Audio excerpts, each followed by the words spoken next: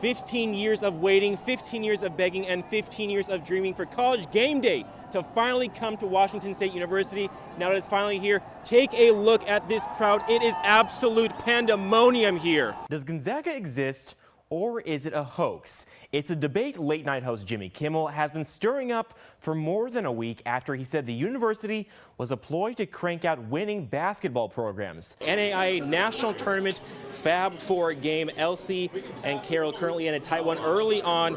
These two teams have actually played each other 4 times this year. This is matchup number 5 on the year. How about a few more? Miss, miss, miss.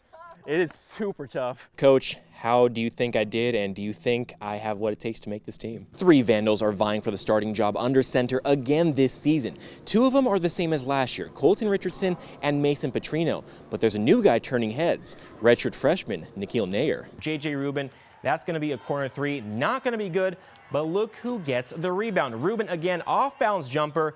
He's going to knock that one in for another buzzer, and we've got a game heading into the 4th. That isn't head coach John Newley in the middle. This guy right here is Post Malone. For those of you who don't know, Post Malone is one of the world's most popular hip-hop artists.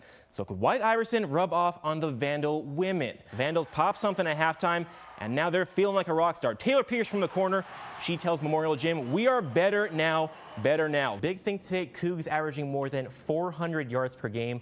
But tonight, just 237. How big of a factor was that snow out there? Now, every player we spoke with today says they all have something to work on before the upcoming draft, even the little details, so they can have the opportunity to have their name called. Who in the world is this 7th seed team? Wofford? Wofford? It's Wofford, and you should remember that team's name. The Wofford Terriers could be one of the most dangerous teams in this tournament. This time, Clark with a 2-handed finish. This band member sums it up about right for every Zag fan. Oh my goodness.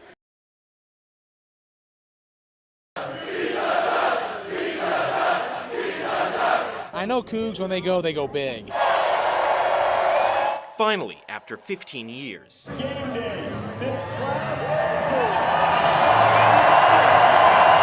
Coug fans can say Old Crimson came home. This place is like Disneyland. Anyone that goes here, they know. Pretty special place to be here.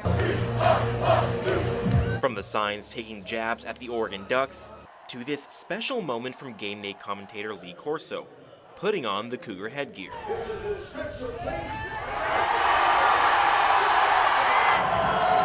I mean, he's a big-time Oregon fan, so, I mean, what else could you ask for? He loves his Ducks. I mean, he put the Coug head on. I mean, it doesn't get any better than that. Dustin Benson drove all the way from Tacoma to be at game day. He graduated in 2015 and spent the night on campus to wave his flag.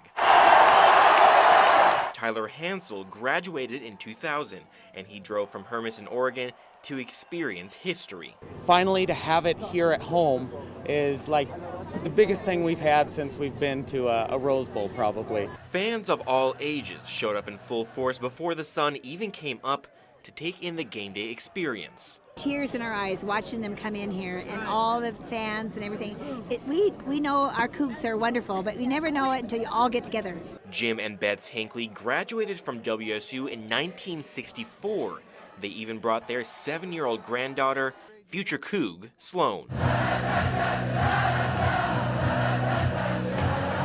Some estimates say 22,000 people showed up for game day at WSU. That would make it the largest ever turnout for the show. I think this sends a loud, powerful message to the rest of the country. There's only one school like this in the country, and that's Washington State University. Around a week ago, 7-year-old Lewiston golfer Ashton Litterall's dream came true. I think he did a lap around the living room. He was jumping up and down and running around the house. It's because his idol, Clarkson native and PGA Tour golfer Joel Damon, said he was coming to the Valley for a game. Pretty awesome because he just flew over here just to come over here and play with me. Like a pro. Hey. I want a high five. Joel and Ashton teamed up to play Gino Bonelli, Joel's caddy, and Nate Martin. Dude, he was just like one of the guys, you know, they were joking around, playing. Oh. That's a good try, buddy. Ashton says he was nervous because it was his first time playing with a pro, but that quickly turned into smiles and talking about close to everything. So if you're not going to root for the Seahawks this year, who are you going to root for? Jacksonville Jaguars.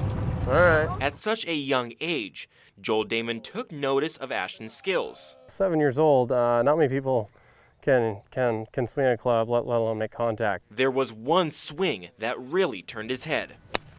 Not a kid. We were on the 4th hole out here today, and he hit a 144-yard driver to 10 feet.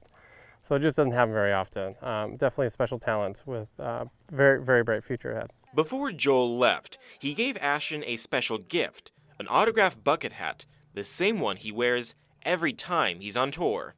So when it's sunny out, he literally wears these kind of hats, and then when I see him on TV wearing one of these, then he told me that I have to put it on. Ashton says every time Joel's on TV, he'll be wearing the bucket hat. Kid, what do we do? Tweet, tweet, tweet, tweet. Armen Araradian. Nice. Smoked it. KLEW News. Who's faster between you two? I think I am. What good are brothers? Yes. It's not faster than me. Without some heated competition, Theo and Steve Baye are Clarkston High School student athletes. They're two of the best athletes in the school, playing both soccer and football. Soccer is that one thing that when we're doing, our minds are just like off everything. It's because Theo and Steve's short life has been through the ringer. The Bayes used to live in Cameroon, a country in Central Africa. Like, you don't get to come home to your parents and stuff, so you live with like other kids in school. But for Theo and Steve, not seeing a parent became permanent. We lost our mom when I was like 13, he was like 11. So that kind of like was part of the hard times.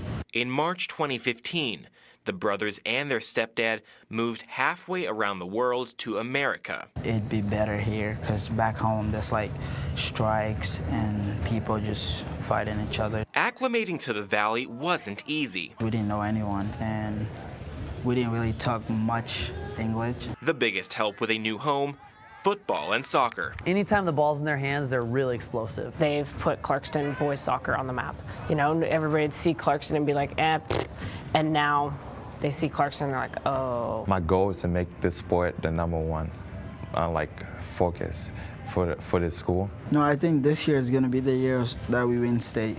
As for football, learning the language and Clarkston's challenging playbook can be difficult. I just thought the coach, you just go in the huddle and the coach like, yeah, this is what you're doing, let's go do it. Apparently, that's what I thought. I didn't know we had plays. But they caught on quick. Steve's soccer skills carry over to make him one of the best kickers in the region.